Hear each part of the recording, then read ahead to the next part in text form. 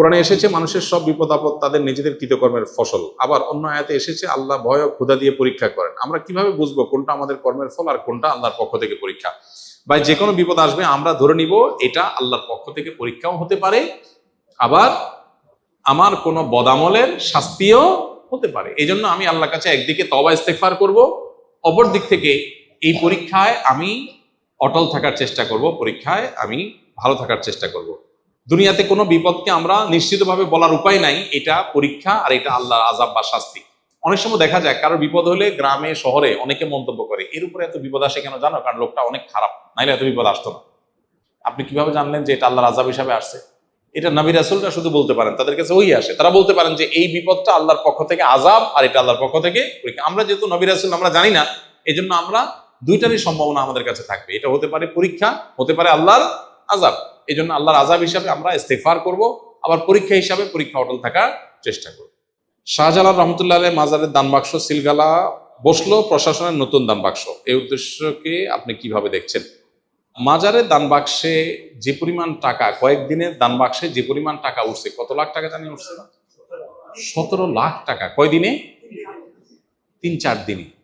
সুবহানাল্লাহ। তাহলে মাসে কত টাকা হয়? তাহলে বছরে কত কোটি টাকা হয়? এই টাকাগুলো কই যায়?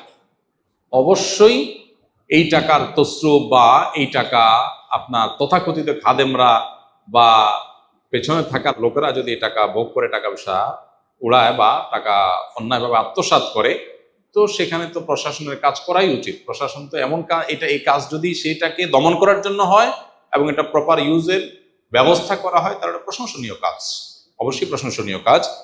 আমাদের দেশে মানুষ কত সহজ সরল। আমরা মাজারে টাকা দেই। মাজারে কেন টাকা দেই? বিপদ দূর হওয়ার জন্য না? মাজারে টাকা দিলে মনের আশা পূরণ হবে, বিপদ দূর হবে। এতে কোরআন বা হাদিসে কোথাও আছে? নাই, কিন্তু আমরা দিচ্ছি। বহু মসজিদ টাকার অভাবে বানানো যাচ্ছে না, বহু মাদ্রাসা টাকার অভাবে ছেলেরা বাচ্চারা খাবার পাচ্ছে না, বহু গরিব মানুষের বাসায় খাবারের ব্যবস্থা নেই, বহু বেকার সামান্য একটু টাকার জন্য বেকারত্ব দূর হচ্ছে না। অথচ মাজারে গিয়া লাখ লাখ কোটি কোটি টাকা মানুষ ঢেলে দিচ্ছে মিথ্যা আশায় যে এখানে দিলে আল্লাহ আমার সমস্যা দূর করে দিবে। আল্লাহ তো বলেন নাই। শাহজালাল সাবরান রহমতুল্লাহ আলাইহিমা তারা নিজেরাও জীবদ্দশা বলেন নাই যে আমাদের মারা যাওয়ার পরে আমাদের কবর পাশে টাকা ঢেলে দিলে তোমাদের কাজ হয়ে যাবে। তারা বলছেন কোথাও? কেউ দেখাতে পারবে? তাহলে এটা একটা ব্যবসা, এটা একটা কি ব্যবসা। অতএব এই আত্মসাৎ বন্ধের উপায় অবশ্যই প্রশংসনীয় যদি সেটার সঠিক ব্যবহার করার উদ্যোগ নেওয়া হয়।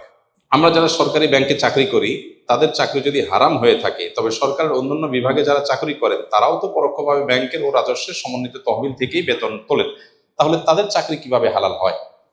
ভাই, দুইটার মধ্যে পার্থক্য আছে। একটা হলো আপনি সুদের সহযোগী। নবী করিম সাল্লাল্লাহু আলাইহি ওয়াসাল্লাম বলেছেন, লাআনাল্লাহু আকিলার রিবা ওয়া মুকিলাহু ওয়া কাতিবাহু ওয়া শাহিদাইহি।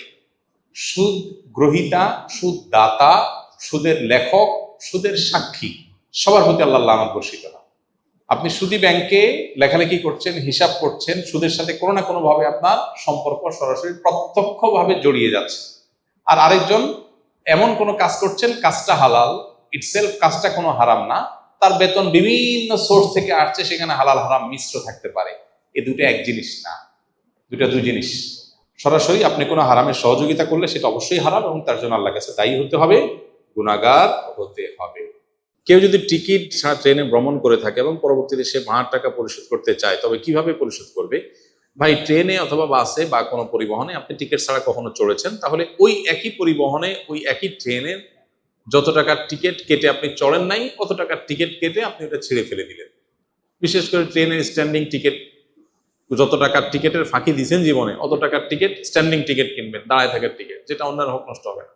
টিকিট কেটে আপনি এটা চড়লেন না, তাহলে টাকাটা কোম্পানিতে ঢুকে গেল, আপনি দায়মুক্ত হয়ে গেলেন। তারপর আল্লাহর কাছে ইস্তেগফার করতে হবে।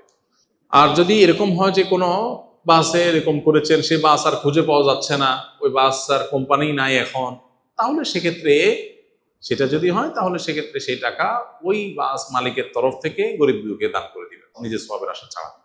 আস-সুন্নাহ ফাউন্ডেশন, উম্মার স্বার্থে সুন্নাহর সাথে।